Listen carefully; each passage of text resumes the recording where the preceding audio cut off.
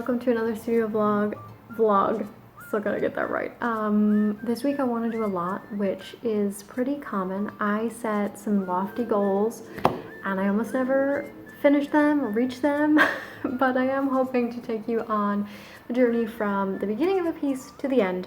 So sketch, transfer lines, paint with me. We'll talk about the painting a bit and some of the struggles that I have with it. And then I will hopefully end up showing you the scan on here. So not just me holding up the piece, but I'll scan it in and you'll be able to see the finished art with all of the details. And yeah, it'll be good, it'll be fun. Also, I'm gonna talk to you about a backstory, who I am.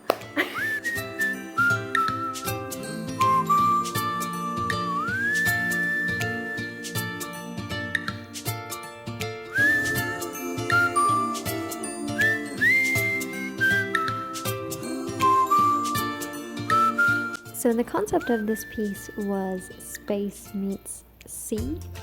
And while I'm telling you some stuff about myself, my partner is an aerospace engineer. So he's been really instrumental in informing me more about space. And so that's definitely found its way into my work. But also thanks to him, we've been able to spend some time in the Mediterranean, as he is Sicilian. And so there's some commonality about how little we know about space and how little we know about our sea. And so I just thought that would be really fun to draw.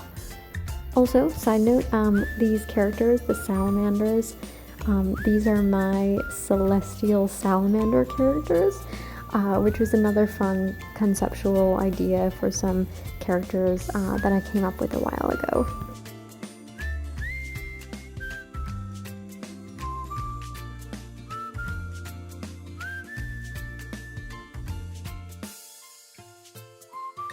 And in other news, I am starting a newsletter.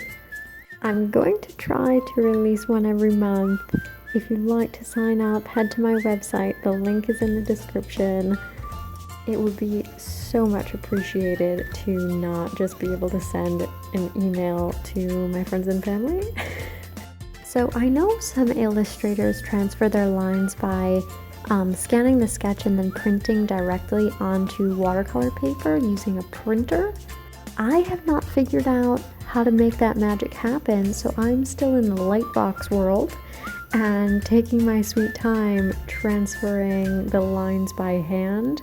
If you have tips for me about making this process smoother, I'm all ears. However, I draw the line at sketching from zero in digital softwares.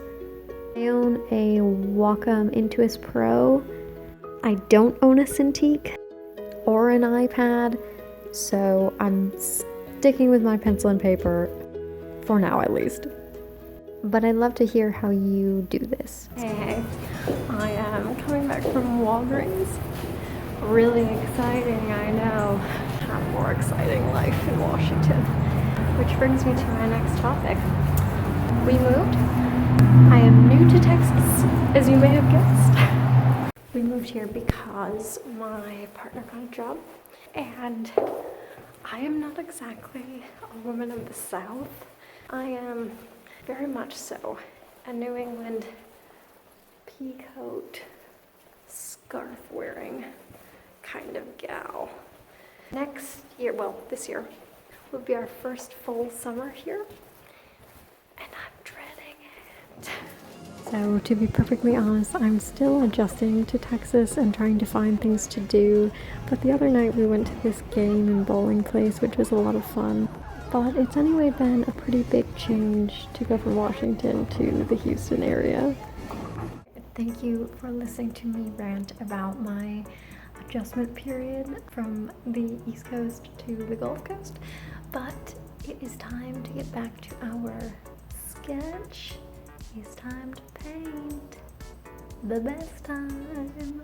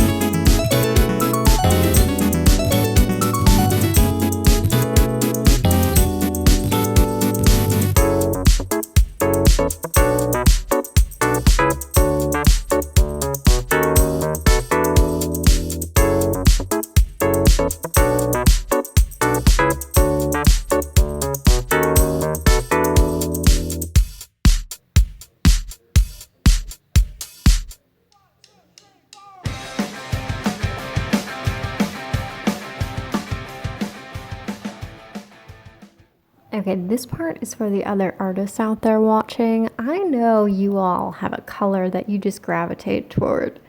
And no matter how hard I try to escape it, I always end up mixing some sea foamy, aquamarine, greenish blue. It haunts me. I like where it's headed, but I'm also a little weary about it being so dull. I usually get responses from other people saying like, oh, your work is so colorful. I love that, and that is like, I feel like that is me making work with like full color and full saturation. That's what I just gravitate towards. That's kind of just what I do. There's not a lot of color mixing that I do in that. This is all to say that I wanted to do something a little bit more elevated, where there is color mixing and a sort of mix of watercolor and gouache. And honestly, acrylic too. To be completely frank, I just use what I have, which is random little acrylics. I'll show you. So I have these like buckets of little paints. These are all so old. I don't know when this was bought. This might have been given to me as a kid. These are just like little tubes of acrylic. These I did buy in Washington. These are Winsor and Newton. So yeah, basically I just have these buckets of old little paints. Because I'm self-taught and like also not really keen on buying more paint when I already have the paint, I'm just going with it. And so I guess you could call it mixed media. Here's my palette. I'm cheap and I refuse to buy one of those stay wet palettes. I think if I just add water to this, I think this is gonna be fun for like a stay wet palette. A mess. Not, this is not me telling you like, oh, do this way.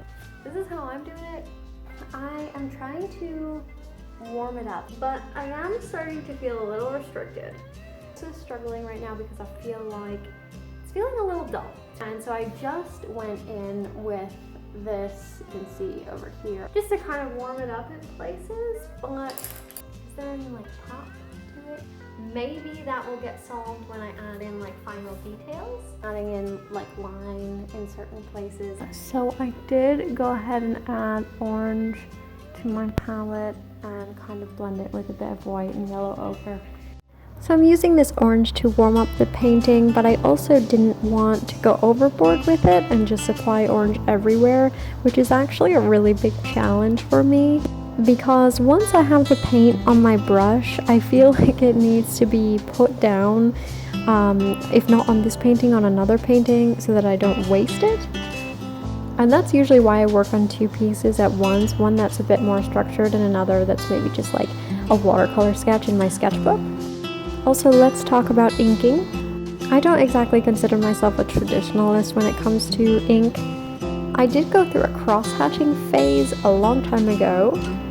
I know this is maybe a little bit cliche, but I love Quentin Blake. I love the freeness of that usage of line. Also, Matthew Cordell, I think that's his last name. And I'm not trying to copy them, but that's more of the aesthetic that I go for when I go in with ink on top of all of the mixed media layers, and just kind of enforce some of those edges with like sketchy loose line to give it some life also. I feel like a lot of my paintings in this approach need this, because otherwise they get pretty stiff.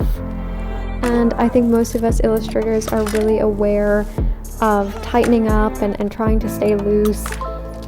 And it's still something that I really struggle with. I hold my pen and my brush too tight, and I am constantly having to say to myself, loosen the grip, like loosen the grip on this pen. It's a literal death grip most of the time, and it's just not how it should be, right? Because you're going to become too controlled and too kind of perfectionist in your thinking of putting every stroke down on the page perfectly, and that's not anyway how I like to do things, or how I want my art to look.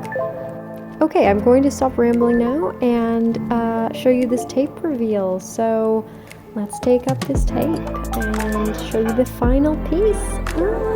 Excitement!